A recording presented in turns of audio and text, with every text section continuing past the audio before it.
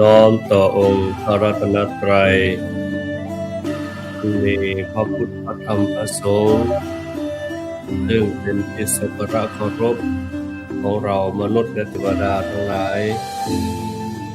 ด้วยความนอบน้อมอย่างยิ่งขอถวายความเคารพแด่บาจักหลายซึ่งมีพระมหาเถรานุเถระ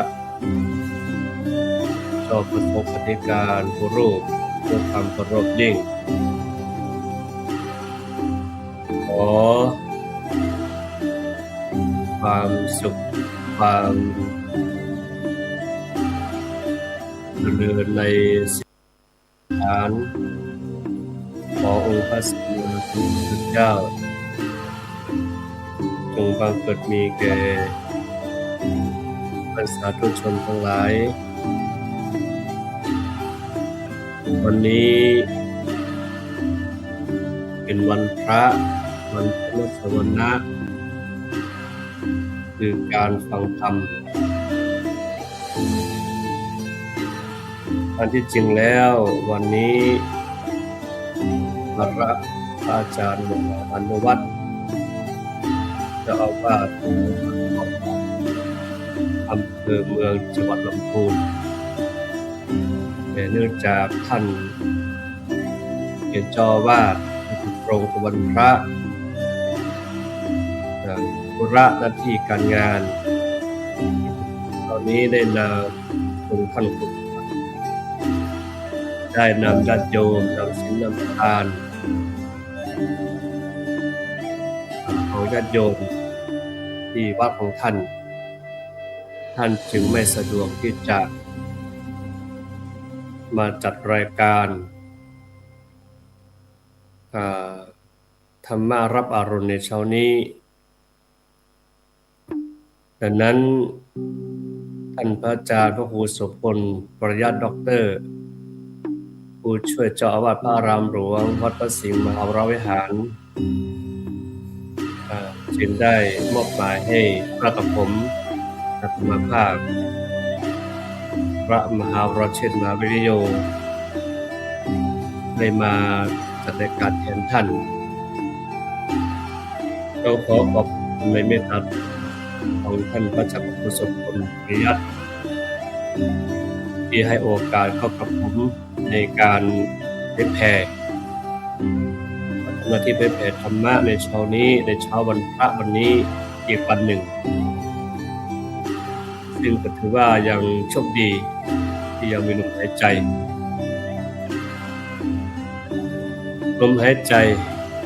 ทุกคนมีลมหายใจแต่เราทุกครั้งที่จะใส่ใจ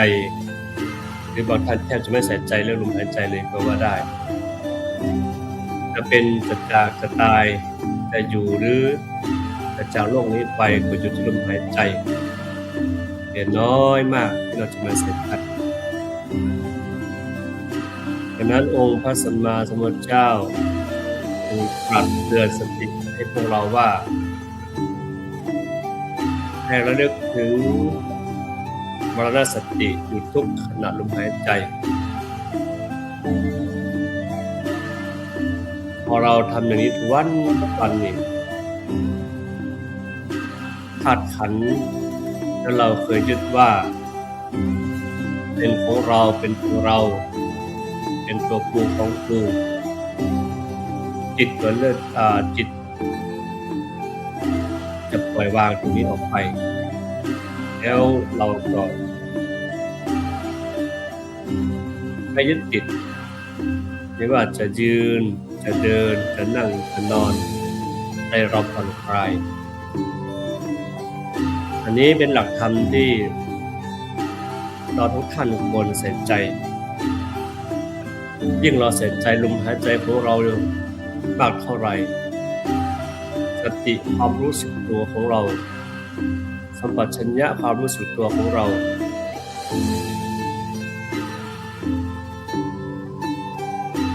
จะรู้ได้ไว มีอะไรมากระทบรู้ได้ไวรู้ร้อนอ่อนแข็งชอบใจไม่ชอบใจเราก็จะรู้ได้ไวแล้วก็รู้ไปนั้นก็พอตื่นมา1วันเนี่ยทีละวันทีละวันแล้วก็ทั้งหลายควรที่จะบำเพ็ญภาวนาด้วยการดูลมหายใจพอเราดูเข้าปฏิบัติเข้าฝึกเข้าความชำนาญความช่ำชองตรงนี้จิตของเราก็จะจดจำเองทำให้เรารู้สึกถึงคุณค่าของลมหายใจลมหายใจเราจะซื้อของท่านผู้อื่นไม่ได้เราจะขายให้ท่านผู้อื่นทุกคนล้วนเป็นห่วงล้วนเป็นห่วงลมหายใจของตัวเองเอามันปฏิบัติอย่างนี้คุณค่าของความเป็นคุณค่าของความเป็นมนุษย์ในแต่ละวินาทีในแต่ละนาทีในแต่ละชั่วโมงหรือในแต่ละวันนั้นเราแทบจะไม่ปล่อยไปจากคุณค่าของเราในที่นี้ขอยกตัวอย่างโดยปกติทั่วไปแล้วเนี่ยบรรดาเราและท่านทั้งหลายไม่ค่อยจะตั้งประเด็นคำถามเกี่ยวกับความทุกข์ในตัวเราเกี่ยวกับความรู้สึกนึกคิดเกี่ยวกับความริไรรำพันว่าทำไมต้องเกิดทำไมต้องเป็นทำไมต้องมีแต่ส่วนมากพอมีทุกข์มาก็ไปพึ่งพาอาศัยสิ่งศักดิ์สิทธิ์ไปพึ่งพาอาศัยในสิ่งที่มัวเมาไปย้อมใจตัวเองด้วยการดื่มสุราหันหน้าไปพึ่งพายาเสพติดมากขึ้นอันนี้ไม่ใช่ทางออกซึ่งมีกรณีเมตตาภูมานพในบรรดาพระเถระอนุเถระอนุพุทธประวัติจำนวน10ท่านถามว่าทุกข์ในโลกนี้ในประการและถามว่าทุกข์เหล่านี้มีสาเหตุมาจากอะไรเราดังยัดสายเรื่องจากที่ฟังอาจารย์มาพูดอย่างนี้เนี่ยเราเคยตั้งคำถามเองไหมแต่เราสามารถจะตั้งคำถามว่าทำอย่างไรให้ฐานะทางการเงินหรือฐานะครอบครัวของเรามีปกติสุขนี่ในกรณีของเมตตาวันนี้ถามความทุกข์ที่มันเกิดทุกข์ทางจิตเราถ้ามีเวลาทุกข์เนี่ยแม้แต่หายใจก็ลำบากหายใจไม่ถึงท้องหายใจไม่เต็มปอดทำให้เราเหนื่อยง่ายนอนก็ไม่อิ่มตื่นขึ้นมาก็เป็นทุกข์หลับอยู่ก็เป็นทุกข์กระวนกระวายนี่มึงบอกถึงที่ว่าไม่ปกติของร่างกายเป็นความปกติทางอารมณ์เป็นทางปกติของลมหายใจปกติของลมหายใจถ้าเรามีสภาพจิตที่ดีมีลมหายใจที่มีการหายใจที่ถูกต้องเราจะรู้สึกว่ามีความสุขมีความปิติยินดี แม้นอนอยู่นอนก็หลับสนิทไม่ตื่นกลางคันตื่นขึ้นมาสิ่งแรกที่ต้องทำคือความรู้สึกตัวหรือขั้นต่อมานั่งสมาธิก่อนนั่งดูลมหายใจตัวเองก่อนที่จะเป็นทำธุระส่วนตัวอย่างน้อยที่สุดน้อมระลึกถึงสิ่งนี้เรายังไม่จากโลกนี้ไปหรอกเรายังมีโอกาสที่จะสั่งสมบุญญาบารมีของเราเพิ่มเติมบุญราศีของเราให้ยิ่งขึ้นไปดังนั้นเราต้องระลึกถึงคุณค่าว่าสิ่งนี้ลมหายใจของเราเนี่ยยังอยู่ทีนี้ในกรณีของเมตตาภูมานพพระเจ้าตอบว่าเมื่อกี้ถามว่าทุกข์ในโลกนี้มีอะไรเป็นสาเหตุล้วนเกิดล้วนมีเหตุจากอะไรซึ่งองค์พระสัมมาสัมพุทธเจ้าตรัสแก้ไขทรงวิจัชนาว่าทุกทั้งมวลล้วนเกิดมาจากปฏินี้ปฏินี่หมายถึงอะไรเขาถามต่อปฏิหมายถึงอะไรจะอธิบายได้อย่างไรให้คนเข้าไปได้เข้าใจเหมือนพุทธศาสนิกชนในสมัยพุทธกาลเวลาเขาไปฟังธรรมสงสัยข้อธรรมประเด็นไหนก็สามารถขอประทานอนุญาตสอบถามกับพระองค์ท่านอันนี้ก็เช่นเดียวกัน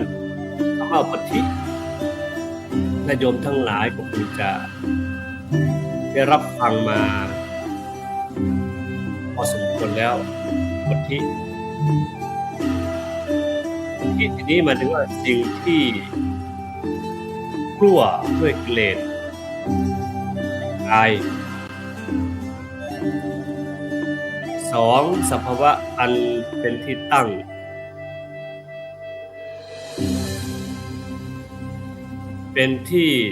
ที่ทรงไว้แห่งทุกข์อันได้แก่กามกิเลสเบญจขันธ์และก็อภิสังขารสิ่งเหล่านี้ล้วนแต่เป็นกองทุกข์ศรัทธาญาติโยมทั้งหลายอาจจะสงสัยว่าทำไมทุกคนมีธาตุขันธ์แล้วทำไมต้องเป็นกองทุกข์บางท่านอาจจะได้ใจว่าทุกข์ได้อย่างไรดิฉันหรือผมตื่นมาปกติดีนี่อันสิ่งเหล่านี้เนี่ยมันเป็นเพียงแค่เรายังไม่เข้าใจดีพอคือเราเป็นคนทุกต้องเยียวยาเช่นเราบางครั้งปวดฟันบางครั้งปวดตาบางครั้งส่วนใดส่วนหนึ่งร่างกายของเราได้รับความเจ็บปวดโดยเฉพาะทุกข์ประจำก็คือทุกข์ประจำสังขารความเกิดความเจ็บความตายบางท่านไม่เข้าใจธรรมะยังไม่ได้ศึกษาธรรมะดีพอตัวความตายเวลามีท่านใดท่านหนึ่งจากโลกนี้ไปก็อันเป็นที่รักของเราจากโลกนี้ไปร้องให้ไปโดนเขาเผาไฟหรือตายไปพร้อมๆกันลักษณะนี้เป็นการที่ตั้งทุกข์เป็นตัวเองดังนั้นทุกคนที่เกิดมาล้วนแต่อยากจะปลดเปลื้องความทุกข์ของจิตใจของตัวเองอยากจะนำจิตนำใจของเราเป็นอิสรภาพจากการครอบงำ จากการที่ถูกกองกิเลสทั้งหลายอันมีโลภะโทสะโมหะเป็นประธานเหล่านี้บังคับบัญชากิเลสทั้งหลายให้มากินใจเราตลอดนี้ท่านบอกว่าผู้ใดเขาไม่รู้ทำอุปาทินั้นให้เกิดผู้นั้นย่อมประสบทุกข์บ่อยๆเมื่อรู้ว่าอุปาทิเป็นเหตุให้เกิดทุกข์แล้วอย่าทำอุปาทิให้เกิดดังนั้นเป็นการตัดตอนก็คือว่าไม่เพลิดเพลินไม่เข้าไปลุ่มหลงแต่ให้รู้ว่ามันเกิดแล้วให้เข้าใจเกิดแล้วทำความเข้าใจเอาสติไปกำหนดจดจ่ออยู่กับอุปาทินั้นๆเช่นเรามีความเพลิดเพลินว่าร่างกายของเรานี้สวยงามร่างกายของเรากำลังมัวเมาร่างกายของเราหน้าตาเราหล่ออย่างนั้นงามอย่างนี้เราไปส่องกระจกดูก็หลงตัวเองหรือมีอารมณ์เพลิดเพลินแล้ววันนี้เรามีความสุขรู้สึกวันนี้เรามีความแฮปปี้มีความสนุกสนานแต่พอผ่านไปแล้วผ่านเวลานี้ไปแล้วเนี่ยนั่นแหละความทุกข์มันถึงสุขเช่นนี้เป็นความสุขที่ไม่ยั่งยืนเป็นความสุขที่มาปรุงแต่งเป็นความสุขที่มาล่อใจให้เราเพลิดเพลินให้เราหลงอารมณ์ที่มันมาปรุงแต่งเราดังนั้นพระองค์จึงตรัสว่าให้เมื่อเรารู้ว่าเหตุกับอุปาทิเราอย่าทำอุปาทินั้นให้เกิดเลยหมายถึงว่าตัดไปพยายามดับพยายามตัดพยายามห้ามเราไม่เติมใครเข้าไปต่อมาท่านถามว่าทำอย่างไรกุมารนกถามว่าเป็นอย่างไรดีผู้มีปัญญาจึงจะข้ามพ้นห่วงทะเลใหญ่คือชาติชราและโสภณิเทวะได้เราต้องมาถามว่าปัจจุบันเราทำอย่างนี้ไหมเราจะทำอย่างไรดีเนาะให้พ้นจากความเกิดความแก่ความเจ็บความตายไปได้นี่เมตตากุมารก็กล้าถามพระเจ้าจึงตรัสว่าเมื่อบุคคลใดทราบว่าร่างกายนี้ไม่ต้องไปพิศวงตามคำขอของคนอื่นที่พูดอย่างนั้นอย่างนี้แล้วจะเป็นผู้มีสติกำหนดทำความอยากอันให้ติดอยู่ในโลกเสียได้หมายความว่าบางท่านในโลกนี้มักจะชอบให้คนสวยๆยอเนาะโอ้ยวันนี้แต่งตัวสวยวันนี้แต่งตัวดีใช้สิ่งของแบรนด์เนมหรืออะไรก็แล้วแต่ที่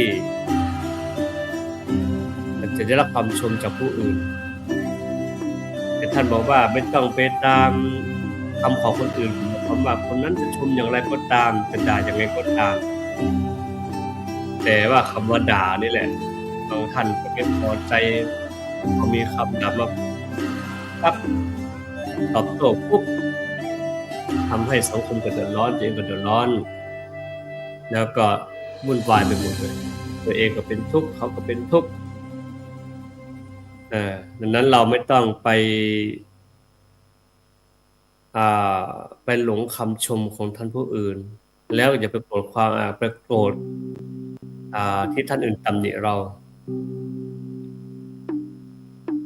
เพราะว่าพระองค์ตรัสว่าเข ำสักแต่ว่าคำเสียงสักแต่ว่าเสียงไม่ใช่ตัวเราไม่ใช่ตัวเขาฟังไปให้ผ่านไปไม่เก็บมาเป็นอารมณ์ไม่เก็บมาเป็นขยะในใจของเราแต่ต้องผ่านการสำรวจพอสมควรใจหลักธรรมพอสมควรถึงมาได้โดยทั่วไปแล้วคนเราทำได้ยากมากเหมือนที่เราพูดกันว่าปล่อยวางละมันไปทิ้งมันไปอย่าไปใส่ใจแต่ในทางปฏิบัติแล้วจริงๆเนี่ยยากมากยากจริงๆเราต้องฝึกทุกวันมีอุปธิหรือความจิตเกิดขึ้นมีความกระทบมีความพอใจไม่พอใจเกิดขึ้นเราฝึกบ่อยๆใจของเราก็จะปล่อยวางไปเองโดยที่ไม่ต้องบังคับบัญชาโดยที่ไม่ต้องไปพักใจเดินไปถึงเวลาไปก็ไปของมันเองแต่ว่าใจของเราจะเข้าใจในสิ่งนี้มากขึ้นทีนี้ท่านถามต่อไปว่าข้าพระองค์ยินดีทำสูงสุดนั้นเป็นอย่างยิ่งพระเจ้าตอบว่าท่านรู้อย่างใดอย่างหนึ่งนะรู้ในส่วนเบื้องบนคืออนาคตในส่วนเบื้องต่ำคืออดีตและก็ในส่วนในปัจจุบันท่านบอกว่าจงเอาความเพลิดเพลินความยึดมั่นในส่วนเหล่านั้นเสียมีสติไม่เดินเลิกละความยึดมั่นว่าของเราเสียละทุกข์คือชาติชราและโศกปริเทวะในโลกนี้ได้อันนี้คือแนวทางที่จะนำพาให้พวกเราพ้นจากทุกข์ไม่ว่าจะเป็นส่วนในเบื้องบนคืออนาคตก็ตามจะเป็นส่วนเบื้องต่ำในอดีตก็ตามส่วนในปัจจุบันก็ตามเพราะว่าตรงบรรเทาความเพลิดเพลินก็คือเวลามีความเพลิดเพลินสิ่งใดไหลกับอารมณ์ใดหลงไหลกับสิ่งยั่วยวนอันใดก็ตามเพื่อการบรรเทาคือสติ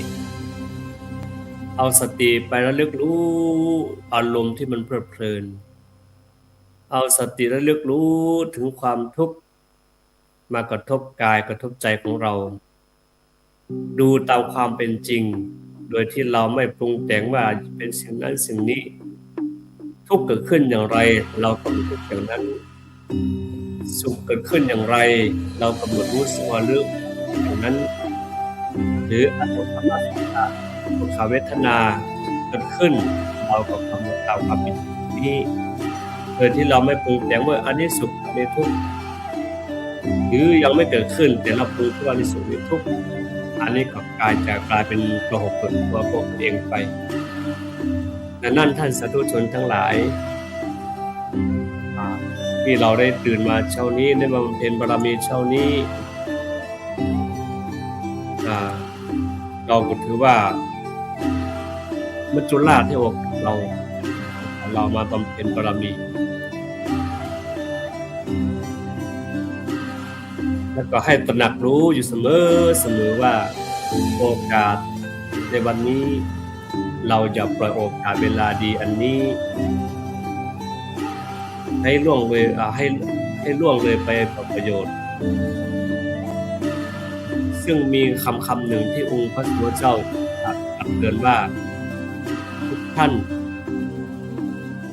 อย่าปล่อยวันเวลาล่วงไปโดยเปล่าประโยชน์เลยหมายความว่าวินาทีควรที่จะบำเพ็ญตนอยู่เสมอทีนี้มา กลับมาอยู่กับข้อความเมื่อกี้ต่อท่านบอกว่าเป็นผู้มีสติไม่เลินเล่อก็หมายความว่าไม่หลงลืมสติไม่เผลอสติแล้วก็ถ้าเรามีสติอยู่เสมอกำลังรู้เสมอกับอารมณ์ที่เกิดขึ้นเราก็จะสามารถที่จะละความยึดมั่นถือมั่นเข้าใจธรรมชาติในสิ่งที่ปรากฏเพราะว่าทุกอย่างเหล่านี้ล้วนแต่แม้แต่อารมณ์ก็ดีนามธรรมก็ดีรูปธรรมก็ดีล้วนแต่ตกอยู่ภายใต้กฎไตรลักษณ์คืออานิจจังทุกขังอนัตตาอนิจจังคือความไม่เที่ยงอารมณ์มันเกิดขึ้นอารมณ์มันเกิดขึ้นอารมณ์หนึ่งดับไปอารมณ์นั้นดับไปอารมณ์ใหม่เกิดขึ้นอารมณ์ใหม่นั้นตั้งอยู่ชั่วคราวอารมณ์ใหม่นั้นก็ดับไปที่เราไม่ต้องไปบังคับบัญชาโดยที่เราไม่ต้องเป็นไล่มันมาของมันเองมันก็ไปของมันเองอารมณ์ใหม่เกิดอารมณ์ใหม่ก็มาของมันเองอารมณ์ใหม่นั้นก็ไปของมันเองโดยที่เราไม่ต้องไปอะไรมากมายหรอกมันแต่ว่าหน้าที่ของเราคือมันเจริญสติภาวนาอยู่เสมออันนี้ก็ถือว่าเป็นแนวทางอย่างหนึ่งที่จะทำให้พวกเรานำไปปฏิบัติและไปทดลองทดสอบดูพระองค์พระสัมมาสัมพุทธเจ้านั้นกว่าจะได้ตัวนี้มาท่านก็ต้องทดสอบทดลองไม่รู้กี่ครั้งกี่คราทั้งใช้เวลาในการวิจัยแบบนี้ตั้ง6 ปีโดยที่ลงคนลงแรงไปอยู่กับธรรมชาติอยู่กับป่ากับเขาลำนาวไพรด้วยพระองค์เองจากพี่จากน้องจากพ่อจากแม่เพื่อไปศึกษาวิชาความรู้ที่เป็นของยอดเยี่ยมในโลกนี้ดังนั้นเราและท่านทั้งหลายถือว่าโชคดีมากที่ได้มาศึกษาองค์ความรู้ขององค์พระสัมมาสัมพุทธเจ้าและก็ได้ศึกษาความจริงของชีวิตและเข้าใจชีวิตของตัวเราดังนั้นโอกาสในภพภูมิชาตินี้เนี่ยเราควรสร้างคุณงามความดีมันบำเพ็ญรักษาใจตัวเก่าเสมอซึ่งเมื่อวานนี้ได้ฟังโยมท่านหนึ่งที่ว่าตายแล้วฟื้นจะเป็นเวลาพี่พอแล้วนะอธิบายว่าพอตายไปปุ๊บแล้วมีคนถามว่าเอาไงต่อไปยังไงต่อจะกลับหรือจะไปโยมท่านนี้บอกว่าจะกลับวิญญาณกันเลยกลับพลังสุดท้ายตื่นขึ้นมาก็เลยมันตัดสินใจว่าโอ้นะคนเราเนี่ยเกิดไปแล้วเนี่ยถ้าบุญกุศลไม่มีพอเนี่ยมันจะไปทางที่ไม่ดีดังนั้นพอฟื้นขึ้นมาปุ๊บรีบทำความดีนั้นเราโอกาสแล้วก็ยังเอาโอกาสนี้ลงเรียนไปเลยเนาะขอให้ทุกคนจงมันบำเพ็ญบุญกุศลมันรักษาใจตนให้ดีที่สุดเนาะดังนั้นก็หวังว่าจะเป็นประโยชน์จะน่าเกียรติญาติโยมเนาะธรรมภาพก็ใช้เวลาพอสมควรแล้วก็ขอฝากข้อคิดให้ญาติโยมนำไปปฏิบัติต่อเนาะก็อนุโมทนาบุญสัตว์โยมที่เป็นนี้แล้วก็โยมอนงเนาะรวมว่าเราเรียนบริสันนันและก็โยมทุกคนที่ติดตามในการมาดูอารมณ์ในวันนี้ด้วยบุญญาบารมีบุญกุศลคุณงามความดีที่เราได้ทำทั้งหลายได้บำเพ็ญมาเลยแล้วไม่ว่ามากน้อยเพียงใดก็ตามก็ขอบุญกุศลบุญญาบารมีเหล่านั้นมาอภิบาลปกป้องคุ้มครองญาติโยมทุกคนให้อยู่ดีมีสุขปราศจากโรคภัยพยาธิทั้งปวงมีร่างกายแข็งแรงแม้นหากด้วยสิ่งประการใดและแม้นหากได้ประพฤติธรรมขอให้ทุกคนสมดังปรารถนาแล้วก็ให้เอาดวงตาได้ดวงจิตดวงใจเข้าไปสู่พระนิพพานขององค์พระสัมมาสัมพุทธเจ้าในอนาคตการอันใกล้นี้ด้วยกันทุกคนเจริญธรรมสาธุ